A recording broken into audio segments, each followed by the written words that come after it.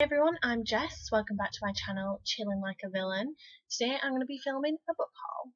This is I probably shouldn't have bought that book haul, which most of my book hauls are, but some of these books were included in a 5-for-1 deal, so that's my excuse. And then some of the other ones, which are going to be the graphic novels I'm going to show you, I got them when I was having a weekend away with my friend, so yeah, that's my excuse. Anyway, without further ado, let's get on with it. So first I have My Mad Fat Teenage Diary by Ray Earl. This centres around Ray Earl. It's biographical. She grew up in the 80s and she's dealing with mental illness, mental health issues and weight issues, and it's about her as a 17-year-old just sort of dealing with all that. This is her diary from that time. This was turned into a TV show called My Mad Fat Diary, and that TV show is amazing, honestly, and I really loved it, and it makes you really feel all the emotion. So when I saw this, I really had to pick it up because I love the TV show, and I'm hoping that it's pretty similar. So yeah, it should be really good because the show really gets you because there's certain really relatable bits. Like I said, there is mental health issues and weight issues, but there's some really powerful moments in that and powerful messages from it. So I'm really hoping to get that from the book as well. Then we have The Sentinel Mage by Emily Gee, or G.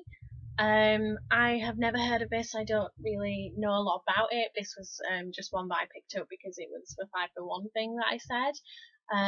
But from the back of the book, this is a high fantasy series.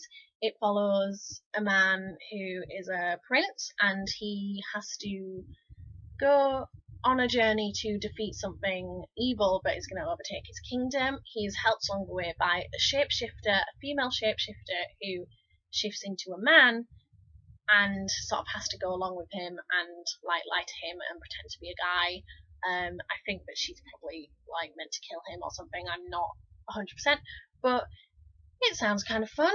I like high fantasy. Well, it's hit and miss with me, but the cover looks really cool with her on the cover, so I am willing to give this a go. It sounds quite cool. Lots of creatures and magic and that kind of thing, which I like. So yeah. This is The Iron Worm Affair by Lilith St. Crow. I've seen her name before on various sort of urban fantasy books, but I've never read anything by her. This, I believe, is a steampunk novel. It is Bannon and Claire. It's the first book in a series introducing them. I believe that it's sort of steampunk mystery. She is Emma Bannon. This lady is a sorceress, and she is tasked with protecting the target of some murders that are going on, and then they kind of have to solve the murder through magic and all those kind of steampunky elements. It looks quite fun. It's really nice and floppy, which I'm liking.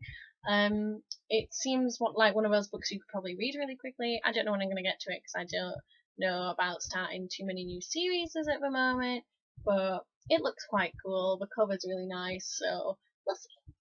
Then I got Solace by Gail Carriger. I got this because I have the second book, Changeless. I've never read these books, but I've heard nothing but good things about them. Again, I believe this is steampunk in nature. It follows Alexia Terabati, who is soulless, and when she touches werewolves and demons and kind of things, she can take their soul because she is soulless, I believe, and I believe she has to prove her innocence in some matter using these powers, and she meets various magical creatures along the way, and I've just heard that she's sassy and cool, and I am excited to read this at some point. Then we have The Slap by Christos Tsioklas. I probably butchered that name, let me know, I don't know, I believe the T is silent, but this book I've heard about because it's meant to be really good.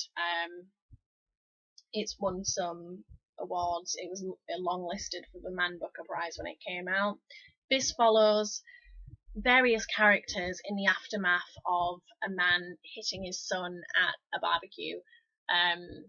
Like when all the neighbours go around and get together, something happens and he hits a child, and that just sort of ricochets through all these different people, and like the tagline is "Whose side are you on?" So it just deals with child discipline and child abuse, and just the effect that that can have on different families and different people, and how we view that and how different people view that.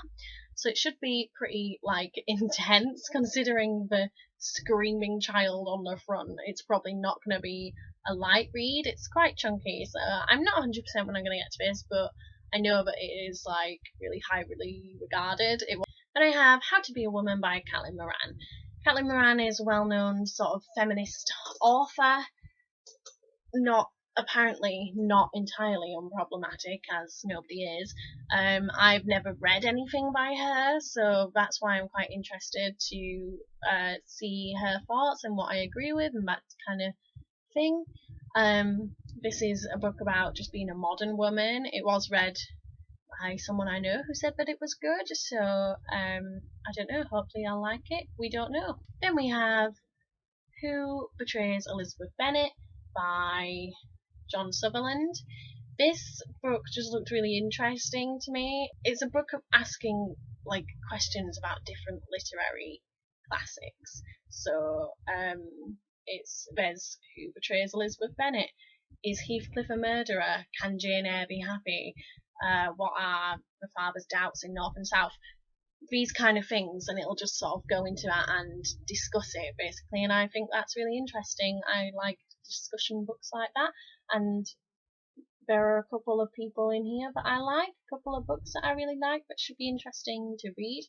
There are some spoilers though, but I'm always like, you can't technically get spoiled for classics because they've been out for 300 years, so I can't complain. Then we have The Girl You Left Behind by Jojo Moyes. I've never read anything by Jojo Moyes, but I know that everyone is raving about Me Before You right now. But I got this one. It is about two interconnecting stories. There is an artist and his wife who are torn apart by the First World War, and then a few, like in modern day, there is someone who finds a portrait of that wife after her husband is killed. I think he gives the portrait to her and then passes away, and it is about the interconnecting stories of these two people. I don't really know what else it's about. I assume it's about sort of dealing with grief and loss and that kind of thing.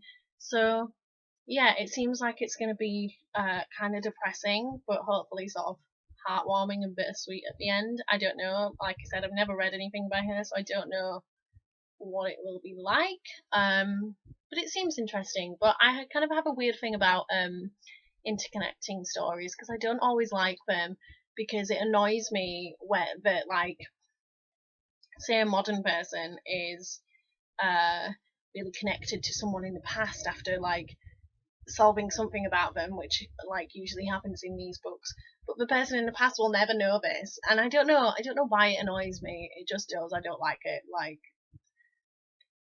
oh, I can't explain it, but that's just a thing that I have. I don't always like these kind of stories, so we will see. And it's quite big as well, so I don't know when I'm gonna read it, but yeah, we'll see.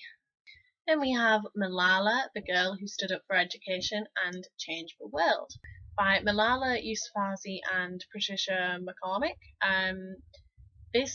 If you don't know who Malala Yousafzai is, she, like it said on the front, she campaigns for education for women and young girls because she was shot on her way to school, I believe, by the Taliban, and she has since used that platform to campaign for women's rights and educational rights, and she's pretty awesome and feminist and is great, so that should be a really good book.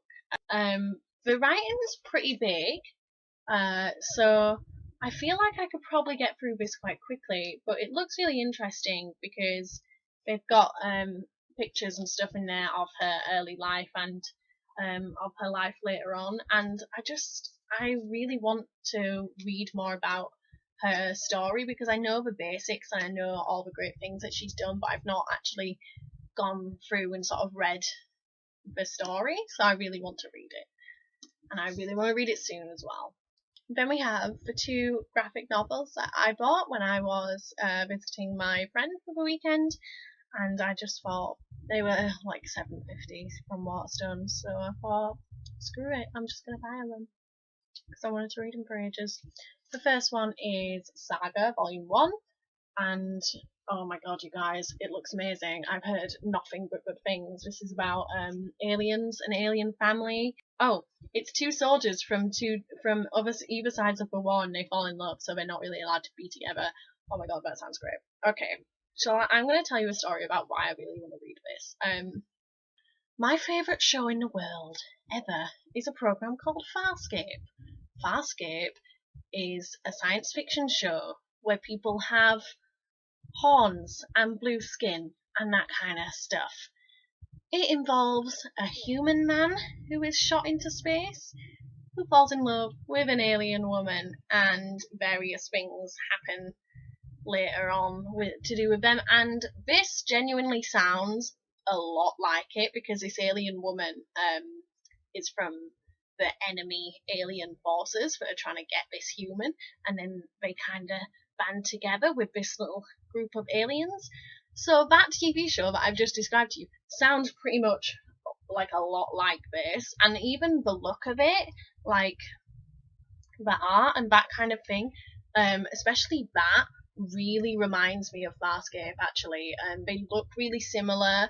Farscape has sort of puppets and a lot of prosthetic things going on with their aliens, and that again, it just looks a lot like this, and the story seems quite similar in terms of scope and this universe and sort of trying to outrun the bad guys in this universe.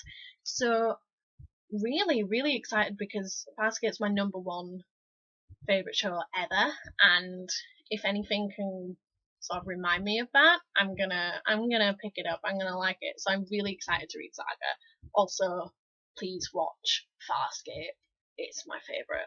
Please watch it. If you like Saga, I would assume that you like Farscape. You would like Farscape. So I decided to just get one of the Farscape DVDs down to show you. Look, okay, they don't look similar now. I'm holding them up next to each other, but you can sort of see the colours and the aliens and that kind of thing there, like this alien there.